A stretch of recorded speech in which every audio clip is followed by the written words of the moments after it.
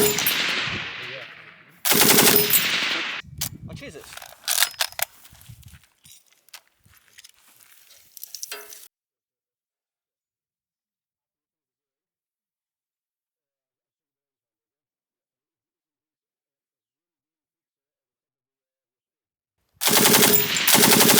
Alright guys, so finally I got myself to do a review about the German Heckler & Koch MG5.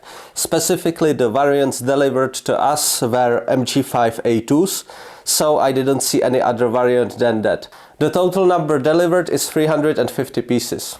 MG5 development started under the designation HK121 shortly after the MG4, which is basically the same machine gun but in 5.56 was developed. In 2010 the first prototype of MG5 in .308 caliber was presented to public. In 2018 4,400 MG5 were ordered from Bundeswehr. I believe the total number delivered to this day is around 8,000 pieces. The intention is to replace completely MG3 in the infantry units. There is also a version of this machine gun that they presenting on international exhibition currently. That's called HK421 and it's supposed to be ultralight type of weapon. Because the biggest criticism to this machine gun is its weight, around 11 kilograms. With attachments, with ammo, it's even more. The ultralight version have 8.3 kilograms, which is still kind of not good because, for example, stock PKM is 7.5 kilogram. And if we really talking about ultralight machine gun, the FN Evolis have only 6.2 kilograms. As anything German, this is very expensive, so the whole set, including all the attachments, optics, etc., cost 16,000 euros per unit. Price for the integration of MG5 on various Bundeswehr vehicles was estimated at 60 million euros. That include all the little changes in mounts, storages and basically how the weapons are fitted. Granted, the interface for the machine gun itself to be attached is exactly the same like on MG3. This machine gun is largely misunderstood and I will try in this review clarify some of those misunderstandings. We need to keep in mind that this machine gun is universal machine gun. First time universal machine gun concept was introduced by Germans with MG34, later with MG42. The MG3 is basically just an MG42 with some minor changes and also changed caliber from 8x57 to .308 Winchester or 7.62 x 51. So when we look at the weight it's pretty much exactly the same like on MG3, around 11 kilograms, precisely because it needs to do exactly the same things as MG3. We will go on this machine gun from the muzzle device all the way to the stock, and we will be talking in detail about all of the variants and all of the little details. So what is very nice, that inside this kit you get absolutely everything you can wish for. You getting grips, you getting different handguards, different handguard options. You also getting the blank firing adapters, the blank firing feed tray. Very good sling, in this case it's Blue Force gear sling. Also the entire case, you getting big cleaning kit, you getting small cleaning kit, you getting spare parts like for example a bolt, you getting all the little keys that you need for maintaining this weapon, and you get really precise manual how to care for this weapon, what it does, etc. So we go from the muzzle. The basic muzzle device look like so. It used the traditional thread pitch that is used on G3. Starting from the muzzle, this is the birdcage design that is used.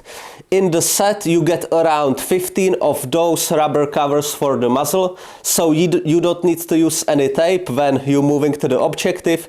You just fit this over muzzle. When you have time you remove it, when you don't have time you just shoot and it will basically fly off. On this gun it's very important to care properly for the muzzle device and remove it with every cleaning. Because this is the blank firing adapter, and what this gun uses, it's not any rings or crash washers. The device is supposed to be removed with every cleaning because they use very clever system that I didn't see on other machine guns yet. There is just a small dimple right here, just behind the thread, and there is small spring with detent. So basically there is no hard surface that you would be pressing against, it's just put it on, like so, and the detent and the spring is capable to basically hold it properly. So this is the blank firing adapter. It will produce the same pattern as the one on MG3. It will basically make this star pattern. For example, on the FN machine guns, there is only very crude device, basically offsetting the blast by 90 degrees. This is much more elegant, but also much more expensive.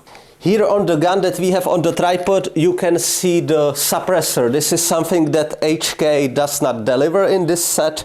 This is what we've done ourselves. This is Silencer Cochimera 3000 suppressor. What we needed to make is an thread adapter, so basically instead of the normal locking interface that this suppressor have, it's now direct mount. Unfortunately, in this setting we ran into problem that we got a baffle strike. So what we will need to do in the future is to order Ace Ultra Finish muzzle brake, fit it on properly against crash washer. Only after that we will be using the Ace Ultra series of suppressors, because lately I really like what they do, and also in Ukraine we can buy suppressors basically over the counter. You don't even need any gun license, nothing like that, so that's very convenient for us. Using suppressor on machine gun, it's very good idea, especially in this static tripod mount, so you basically keep your position hidden for a bit longer. Just a little detail why this gun and the entire set is so fantastic. Here you get this key where basically you can apply a little bit of shock. It's very common for guys not to clean the muzzle device, not remove it, because they are used to other weapons where it's just against crash washer or let's say against another, not that way. But it should be removed because, as we talked, it have this very good detent system.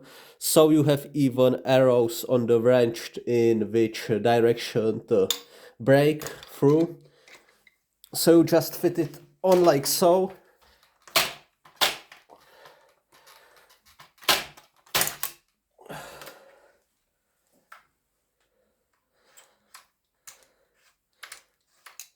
And as you see, with the use of this, I don't know how to call it, shock key, you can actually remove even very dirty devices that basically became too stuck to undo otherwise. Now we will take a closer look at the barrel. So this is the muzzle device. Here we have the fluting. Then you have a removable cover that look like so. It's just snapped onto the barrel, but very securely. One more detail is that not only the front heat shield was blown up by shrapnels, basically detached partially and repaired. Also one more shrapnel hit the top cover right here, but still the top cover remained fully functional and shoot thousands of rounds since then. Other than that, we have our front side that look like so. So this is how it look up. Then you need to lift on this portion to fold it down. Then we have our 3-position gas regulator. The gas regulator look like so. The basic position, the default position, position 1, it's designated by this cutout. When you have it on this setting 1, you're firing at 640 rounds per minute.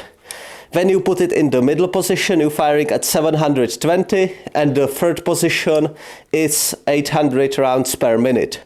Also, you use the base of the cartridge to basically create a level in case that the gas regulator is hot or the gun is getting dirty.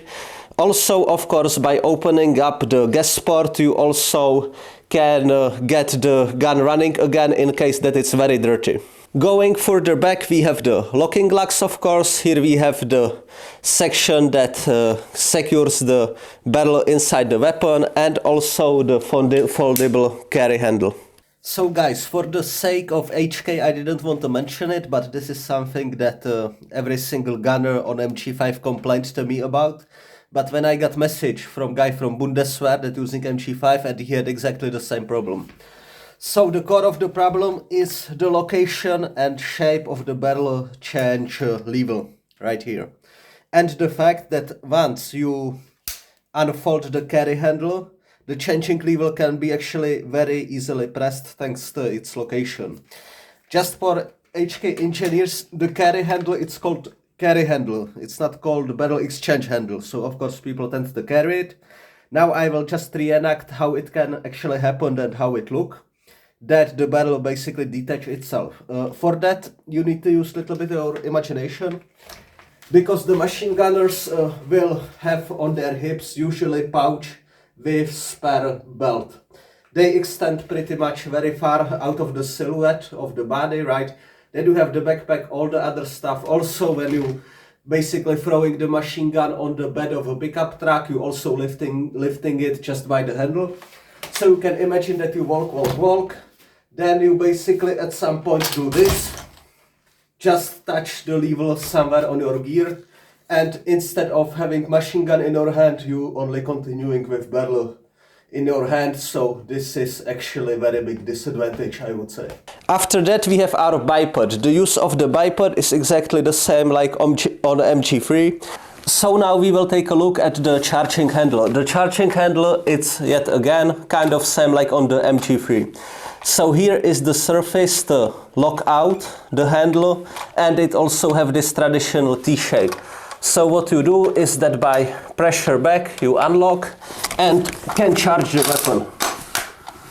What is very nice feature is that basically there is system of cutouts on the bolt carrier itself, so you can't really get slam fire.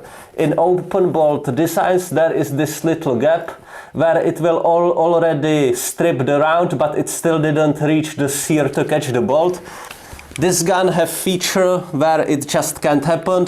How it's done on this gun, it's that you can see those cutouts. You can actually even hear them when I'm loading the weapon. So when I'm loading the weapon, I'm pulling back, and I can basically hear the sear already catching on those, so this is like added security feature.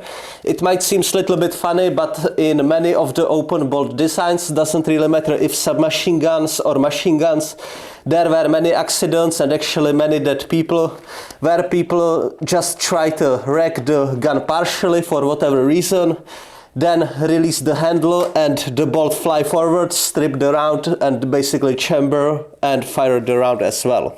Also, as you can see, the handle is reciprocating, so once the bolt is in the rearward position, you return it to the forward position. The controls are as follows: very nice ergonomic grip. Now it's on safe. I'm putting on fire and firing the weapon. Like so. Now we will talk about another largely misunderstood feature of this weapon and basically all the German family of machine guns, and that's how the bipod works. For all of us that basically grew up on the PKMs, the bipod is fixed. It doesn't really do anything except supporting the weapon. Here on these German styles, you really need to load the bipod forward when you're firing, when you're controlling the weapon. Because for us Eastern Europeans it might seem a little bit unstable because of this. When you go rearward, it's basically a bit unstable, the hinge, all that, but all that is for a reason. So basically the philosophy is that I'm fighting, I'm firing, whatever, then I need either reload or change the barrel, so I move backwards, lowering my silhouette. So now I can pretty much do anything that I want. I did all that being in the cover. Now when I want to fire again, I just put the weapon up, loading the bipod with my weight and continue firing. You can also see that actually even the bipod, it's manufactured exactly in this way. So you're getting tooth in front, tooth in back, precisely to accommodate this operation of the bipod. What is new is that you can also now adjust it lengthwise with 3 settings, like so. Then we having short accessory rails on the gas tube, so you can attach your laser aiming module or your light if you wish to do so. Now we getting to the receiver. The design of the receiver is patented. So while on the MG4 that used the 5.56 caliber, it was only stamped steel metal. Here we have 2 castings, left casting and right casting, that are welded in the middle. And also we have connection piece that basically the barrel attaches to, and also that creating this upper block. Since it's casting, the receiver is very solid. It have even integrating cleaning grips inside. So basically there is plenty of space for the bolt to get rid of any of the residue and also of the, let's say, outside dirt. We getting to our top cover. The opening is done by this button and up.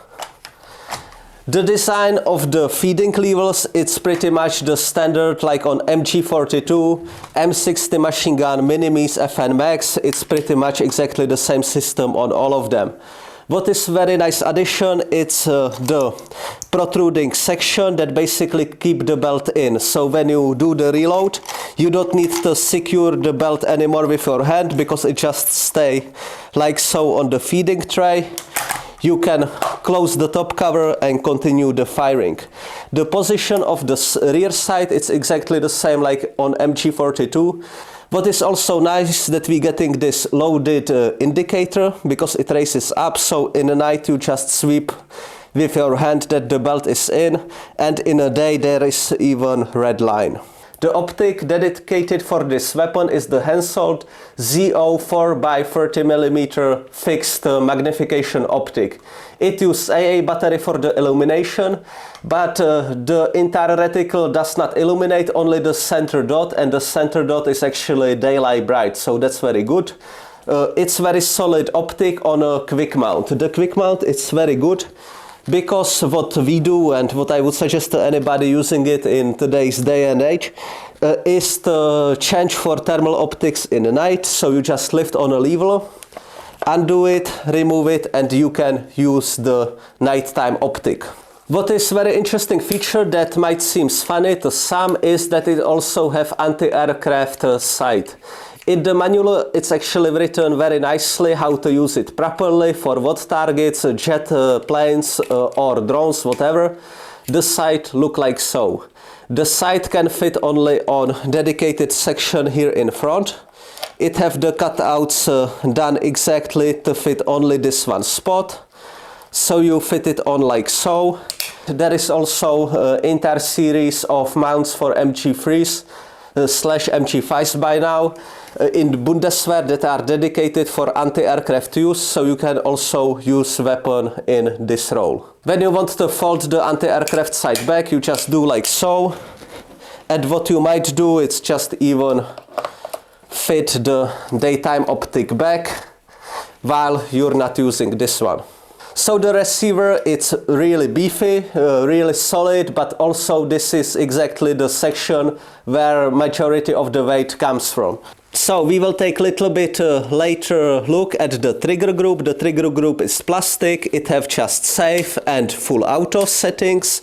The characteristic of trigger, it's a typical MG trigger, so nothing too fancy there.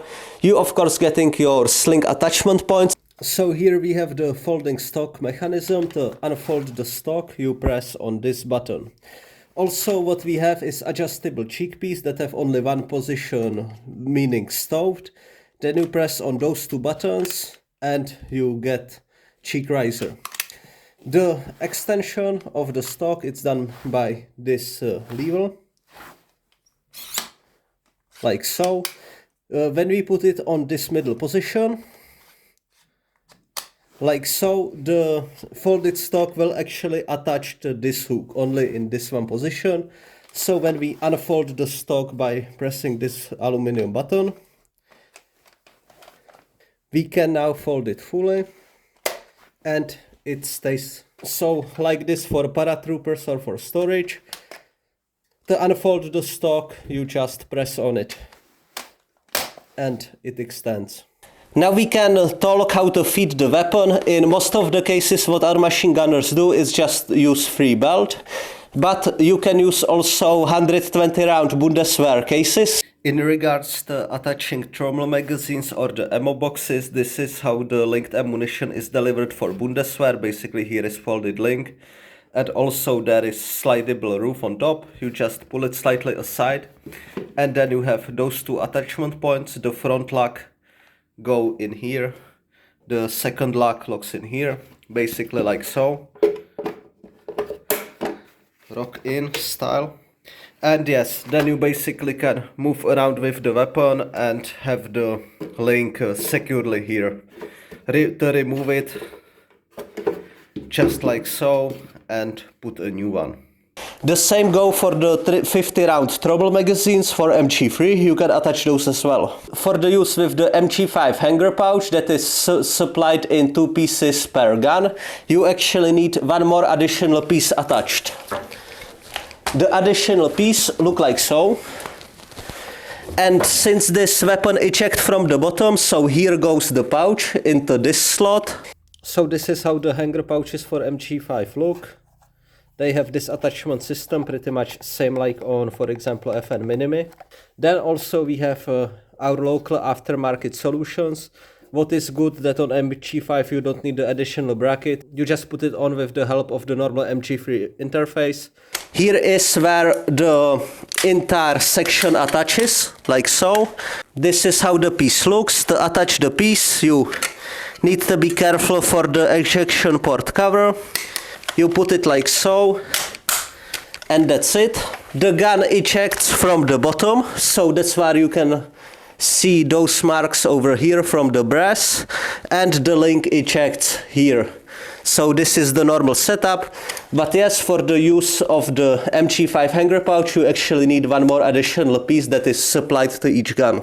Okay, so let's take together a look at some of the different options. This MG5 is painted, which I personally hate, but I must admit that the RAL 8000 color, it's actually quite shiny in, let's say, our European terrain. Although, of course, in Ukraine we have really a lot of tan colors, the dried fields, stuff like that. So some guys just decide to paint those weapons as well. As I mentioned, there are really a lot of goodies coming in the kit. So the soldier have absolutely no need to go buy any other grip, any other sight, because absolutely everything that the soldier needs, it's there. And also all the parts to experiment with. One of such parts is this bipod. The bipod folds into the handle, like so. This is very old GWOT design. What is different is that this entire grip is made out of solid aluminium, so it basically can support the machine gun. It can even support the machine gun on the bipod. I even seen in the HK catalog that actually they offer some machine guns just with this, which I think is completely insane. You always need the bipod. You can basically use both in the same time. There is this little adapter aluminium piece that the handle uses, but this aluminium piece can also accept the factory bipod. So what you do is just that you move the sleeve, and you can still use the bipod without any problems. The interface it uses is the traditional MG3 interface, so for the same pinhole and hook it also attaches to the MG3 lafette, and also the plastic handguard attaches to the same section. The plastic handguard look like so. So this is the plastic handguard. I must say it's very good design. And the bipod basically fold into it. When you want to deploy the bipod, you just squeeze together and that's it. Of course, when you get to the position, want to attach it to tripod, one of the steps is to remove the handguard first. So now we will take a look how our machine gun team use it in conjunction with the tripod. The tripod itself, it's old Danish military one for the MG3. Its design is the standard post-war German pattern, so a lot of the features of the World War II MG42 tripod are absent on this one. In this section of the video, I would like to ask my viewers if you have access to any tripod for FN MAG, PKM or MG3, also the telescopic sight for MG3, the post-war periscope, or for example C2 sights that are used for FN MAGs for indirect firing. We are ready to buy those off you, and also with payment in euros and also shipping to European address, then we will basically bring them up over here for our use. So with this out of the way, we were struggling for the longest time how to deploy any machine gun on tripods. because we had the guns in most of the cases, but we never really had the tripods or the sights. So we started the war with PKMs, of course, but it's very hard to get PKM tripod, and also there was no panoramic sight for that type of weapon. So we were really struggling. Later we got issued FN Minimis 762. Those, apart from being very unreliable weapons, it was impossible to get the tripods. Then we tried to settle on MG3s, because in the meantime we got shipment of those Dutch tripods. But the problem was that the MG3s were Italian, they were broken, and it was very hard to get the proper spare parts, because spare parts from other countries' MG3s, since there were so many clones made, there were slight differences and even slight differences in technical solutions over the years developed, and it was just impossible for us to source the parts. Then out of nowhere the shipment of MG5s arrived, so finally we could proceed with experimenting with tripods and MG5. The MG5s arrived around 1.5 years ago, so of course I could have done a review immediately. But what I wanted to do was for the machine gunners to get a lot of experience with it, and they truly did. They've been to a lot of places with those weapons, and they basically found a lot of data since then. So after all that, I can say that MG5 is actually a really fantastic machine gun, and with the deployment on tripods, it really helps out on the permanent positions. So now we will go through how to attach it to this Danish tripod. So for now I will put the MG5 aside and we will just unfold the tripod. So as I mentioned, it's just simplified design. So for example, the feature of the searching fire that I think was very cool on the MG42 tripods is just absent. But still, it's a very complex device after all. So when you get the position, you just unfold the legs. There are special levers for that. Then you unfold the rear legs in such pattern. Of course, on each of the legs you have actually digits, so you can very easily track how to unfold it in a way that it's somewhat leveled to the ground. Also, you have leveling bubble right here, in the case that you actually need to put the tripod in the 0 position. What was interesting feature on the World War II tripod was also that here was hooks that were basically capable of accommodating full ammo cans. So you put 2 ammo cans here, you put 1 ammo can in front, and the tripod was basically stabilized. In this version, guys doing it with sandbags. So we unfolded the legs. Now we need to prepare the cradle. For that we have 2 push buttons in the rear, like so. What that does is that it releasing out the NE mechanism that we fix like so. What we can do next is to prepare the MG5. So the MG5, we unload it from the basically transporting setting. Now it's the one important step, the step being removing of the handguard. One of the best tools is to use the German paratrooper knife that unfortunately does not come in the kit. All what you need to do is just remove the handguard like so. After that you have 2 attachment points, these 2 hooks for the rear portion of the receiver, and then this front section with this spring-loaded lever. Also there is foldable trigger bar, so once you put the weapon in, the trigger bar will basically fold to its place. So you're starting from the rear hooks, fixing the front hook, the trigger bar is at its place.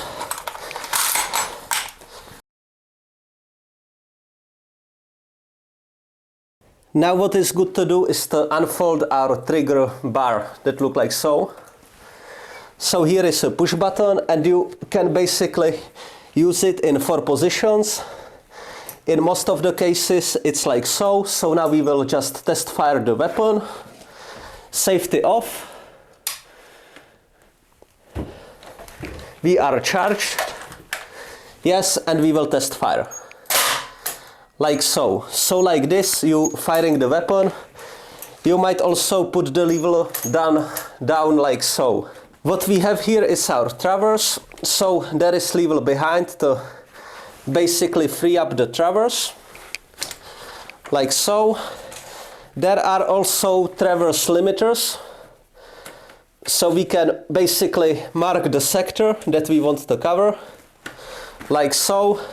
You also have here the surfaces for the thumb for a little bit more precise firing. Also you can fix the traverse and basically just use this very fine adjustment, of course, while you firing. Then you have your elevation that look like so. You also have elevation limiters that you can set with these two levers. So here I have one, here I can mark second, then I just lock them in the spot like so. And now I can only cover this area while firing. As I mentioned already, it's good idea to remove the stock when the weapon is in the mount, so you can properly sight it in like so. And that's about it. Okay, this is how the weapon look disassembled, so we will take a close look at each of the parts and talk a little bit about them. So we will start from the stock. You can see the stock look like so. Your length adjustment is right here. As you can see, we have rubberized butt pad. Even the contour look pretty much like on the MG42. Also there is version, the one that it's, let's say, more infantry version, that have this wire shoulder support, foldable one. Here on this A2 variant we getting just this. We have also attachment points for your slings. Overall very solid feeling and no worries that this stock would break in the field. Then this stock attaches to the return spring mechanism that look like so. Machined aluminum again, and we can see the return springs. They are made out of basically two wires intertwined together in two examples like so. Also we have the stock, here we have the plug, and we can very easily assemble those like so. To undo it you can do this. But also there is a spade grip with two handles like so, side by side. This comes back to the universal machine gun design. For example, PKM, yes, it's lighter machine gun. There is even tank or armored vehicle variant PKT. But you can't, in matter of minutes, change PKT to PKM and vice versa. Here on the MG5 you can actually do that. That's why it's universal machine gun. Then we take a look at the body of the weapon. So, you can see again attachment points for the sling. Here you can see the gas tube where the piston runs through. You can also see this machined part and the welds that connected two of the halves together. You can also see the pattern, how it's basically molded out of two pieces and welded in the middle, here and here under the weapon. Here we have the attachment points. Here we have also this door against debris. Our charging handle look like so. I will try to get a look at the inside pattern that basically helped collect the debris. Here we have the rear section with two captive pins. Also one captive pin is for the firing mechanism right here. And our barrel release lever. Then we go to the bolt. Here we have change from MG3 because this one using rotating bolt. So it does look like so. You can see the locking lugs, rear locking lug right here. Then we have the firing pin. The firing pin look like so. And then we have the bolt carrier. Also this portion is spring loaded, so it doesn't really matter the feeding level and its orientation. Also the feeding level is spring loaded as well, so we don't have the problem like on the MG42 of having the feeding level in bad position and then basically getting malfunction. That way you can see the precision machining. You can also see the additional positions for the sear that basically prevent the slam fire. Here goes the piston that look like so, and piston from the front. So that's that. All of those three components are kept together with help of this one pin. From that we moving to the top cover. That is very beautifully machined piece of aluminum. You can see the rear side with the luminescent portion. It looks like so. Here we have the pivot pin that keeping the feeding tray all together. Here we have the loaded indicator. That look like so. Here is the inner portion. So as I mentioned, spring loaded. Pretty much the MG42 pattern, MG42 standard. The captive pause and feeding mechanism. And here we have the top cover opening latch that look like so. One of the interesting details from development of this machine gun is the accuracy requirement. So the demand was, after changing of the barrel, the accuracy not changing more than 5 MRAD, which is 1.72 MOA. This is very accurate weapon. It would not be an issue if the front sight would be used as default, the mechanical sight, because on the spared barrel you have basically second front sight. So what was done traditionally on the machine gun was that each barrel you basically adjusted the front sight, the rear sight remained the same, so you kept accuracy in this way. But since there is only one optic and the optic is A on the top cover and B on the receiver of the weapon, the tolerances in the lockup of the spare barrel really needed to be quite small, let's say. The HK actually had huge problem to achieve this demand. I bet that they actually could achieve it, but it would be at a much higher cost than this. So they make a deal with German government that the accuracy requirement will increase from 5 MRAD to MRAD after the swap of the barrel. So all of the barrels should have this 10 MRAD accuracy. In MOAs, I believe it's 3.44 MOA, which is still pretty standard because, for example, AK-74 assault rifle, the accuracy requirement it's 4 MOA, so it's still well within. Here is our feeding tray. You can see the captive tooth for the belt. Right here, spring loaded. Then we have the removable handguard, just with one pin, plastic, very good insulation, let's say. Then we have the trigger group.